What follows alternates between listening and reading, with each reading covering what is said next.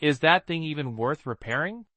A human ship dropped out of FTL and sent a docking and repair request. Arcanus, the docking master, puffed with annoyance. Another human ship, taking up valuable space and resources. Didn't these barely evolved apes know that the star base had important Geljon battlecruisers in need of repair? No one could spare time for the humans' clunky old junkers. But the fleet was nothing if not fanatical about tradition, which meant that humans had not yet joined its ranks. Instead, they just did their own thing as part of the Galactic Confederation.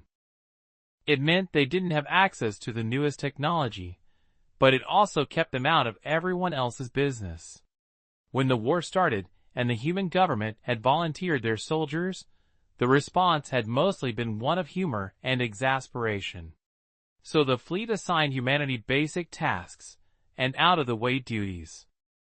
And now this bucket of bolts was coming into Arcanus star base, and, albeit politely, she had to grant them that, requesting help. She sighed and sent a request asking what they would need. A short moment later, her communicator pinged and the list arrived. As she scrolled down, her annoyance was replaced by equal parts shock and outrage. This ship was more whole than whole. There wasn't a single external panel that wasn't burned, shot away, or riddled with laser fire.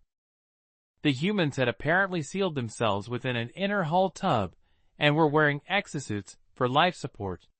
Their engines had just managed the jump to the space dock before the FTL crystals had cracked into a million pieces.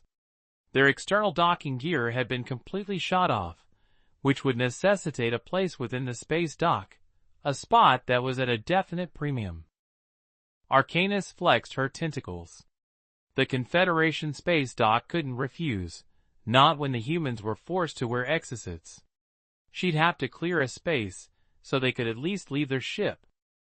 Then she'd have that thing junked and the station chief would have to send the humans back, wherever on the next transport. One of her tentacles flicked a button and transmitted a response to the ship. Arcanus opened her communication. I've cleared pad 93 for you. Prepare for our tractor beams to engage and guide you in. The channel crackled, and then a somewhat muffled voice responded. If it's all the same to you, we made sure to spare enough deuterium to fly in on our own. Arcanus sighed, scanned the ship again, then spoke. Your ship is in pieces. One wrong move, and you could rip out half the docking ports. There was a pause in response. It is kind of a point of pride for my crew, you see. Arcanus clicked her jaws. Her species knew about the pride of limping your own way home. And if you couldn't limp, you crawled. She began to wonder if the humans weren't as much of a joke as she had always heard. She sent a reply that she approved of the request. Then, with growing interest, she left her office to make her way to pad 93. She wanted to meet these silly humans, who had a sense of pride that was so clearly close to her own species. As the human ship landed, the one remaining stabilizer creaked and then snapped off with an echoing bang. Arcanus flinched slightly at the sound. She only had to wait a few moments before the crew of 5 was able to exit, having partly sheared the door off. They had at least been able to finally remove the helmets from their exosuits. What happened? Did an Eshar ship stumble onto you? Arcanus asked. One of the shorter humans, the one with darker hair, laughed. I guess you could say that. What you are requesting from our stores is a large amount of hardware, weapons, and work. That is a large request when we have battle cruisers in need of repairs and refit. The tall woman nodded, understanding. If you could just get us back into flying shape, we could make our way back to a human sector and handle the rest of the repairs. Arcanus felt that grudging admiration again, but before she could say anything, they were interrupted by the arrival of a GC fleet officer. Arcanus inwardly groaned.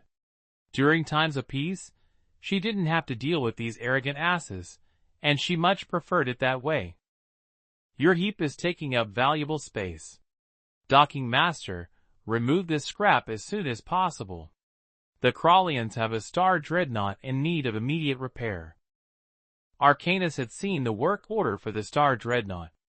The admiral in charge wanted to retrofit a storage bay into an arboretum for his mistress. In spite of this, the Crawlians were the military heavyweights of the Confederation. But it still stuck in her craw. The easy smiles of the humans were all gone now. "What did you call my baby?" one of the other men demanded. The tall woman of the group put a restraining hand on his arm. "Your fleet?" she asked. The fleet officer looked like he was being talked to by something particularly disgusting. "Yes," she held out a data chip. "Here's a copy of our combat report for fleet intelligence." The officer gingerly and grudgingly took it before turning around and marching off. The tall woman now looked warily at Arcanus. Arcanus had been examining the hull of the ship. "This hull must be at least 50 years old," she exclaimed. "Yes, an excursory Mechanon 2 served as the frame," the tall woman replied. "That takes me back to my hatchling days.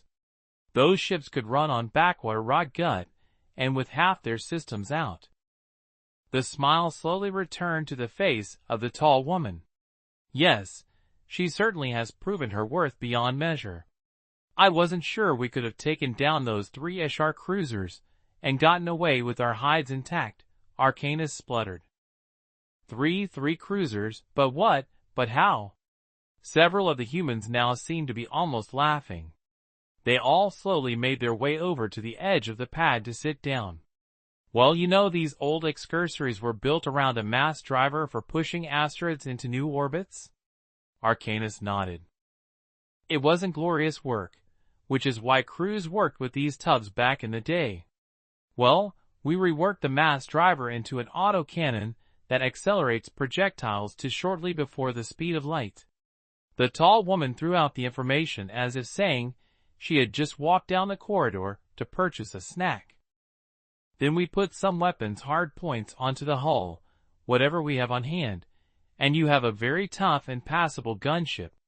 We call these things warthogs after, where do we get the name from? Brisbane." The man who had been defensive about the ship replied, "Some flying animal from old Earth, I think." The woman shrugged and nodded. "But 3 SR cruisers?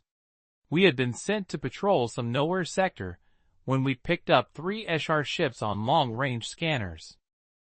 No one else was in the area. My people were itching for a bit of revenge after Polaris 3, so we went at it. Of course, waiting around in a half-destroyed ship until one's patrol relief comes wasn't much fun." Arcanus nodded. Polaris 3 had been a tragedy for humanity. It was one of their breadbasket planets, and supposedly safe behind GC lines, and therefore had little in the way of military protection. But somehow 12 SR ships had appeared out of nowhere, glassed the planet killing 150 million, and then disappeared again. "Wait a minute, you destroyed 3 cruisers, lost half your ship, and still waited around until you were relieved?"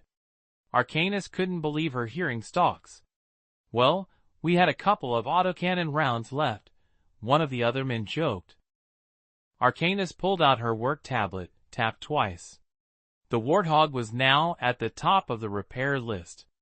Fleet would throw a fit, but if they were to watch the data chip, then maybe they'd change their mind. Arcanus certainly had. Don't forget to subscribe and turn on notifications for the next story.